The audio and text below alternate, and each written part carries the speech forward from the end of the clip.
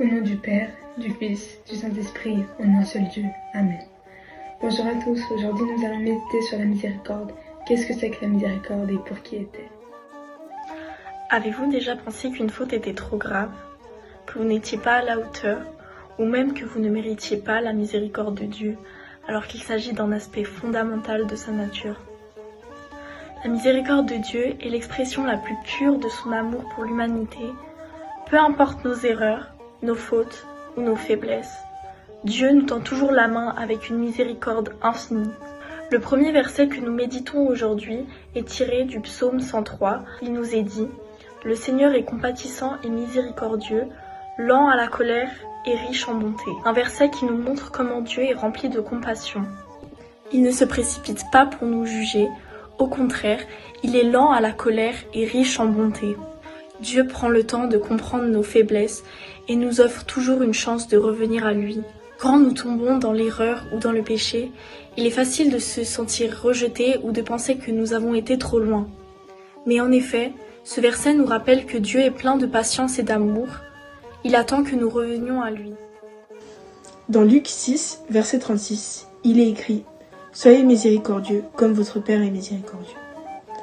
Ce verset de l'Évangile nous rappelle l'appel de Jésus à imiter cette miséricorde divine.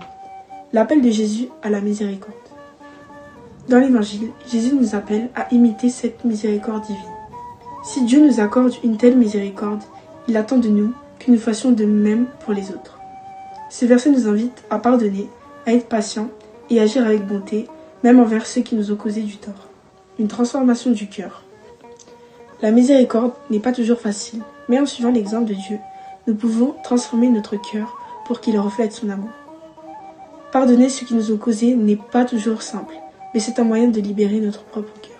Ce verset nous guide dans une démarche de miséricorde et de pardon, afin de vivre selon l'amour de Dieu et de refléter sa bonté envers les autres.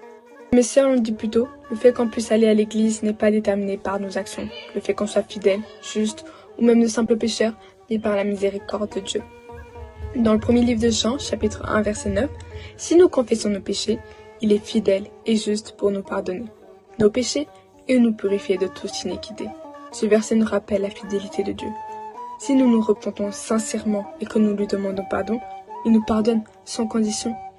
Il nous purifie et nous rend capables de recommencer. C'est l'essence même de la miséricorde. Dieu ne se souvient plus de nos péchés, de nos fautes, mais nous donne une nouvelle chance. Donc n'ayons pas peur de revenir vers Dieu, peu importe la gravité de nos péchés, de nos fautes, de nos actions. Il nous attend toujours les bras ouverts, prêts à nous restaurer, à nous pardonner. Ce qu'il faut donc retenir, c'est que la miséricorde de Dieu est un cadeau immense, un amour qui ne faillit jamais, une grâce qui nous soutient à chaque instant, que ce soit à travers la patience, le pardon, le renouvellement de notre vie. Dieu nous montre quotidiennement sa miséricorde. En retour, nous sommes appelés à vivre cette miséricorde, en pardonnant, en aimant, en servant notre prochain. Alors prions ensemble pour que nous puissions recevoir et répondre cette miséricorde aux autres. Au nom du Père, du Fils, du Saint-Esprit, en un seul Dieu. Amen. Seigneur, ouvre nos cœurs à ta miséricorde infinie. Aide-nous à te ressembler davantage et à témoigner de ton amour aux autres. Amen.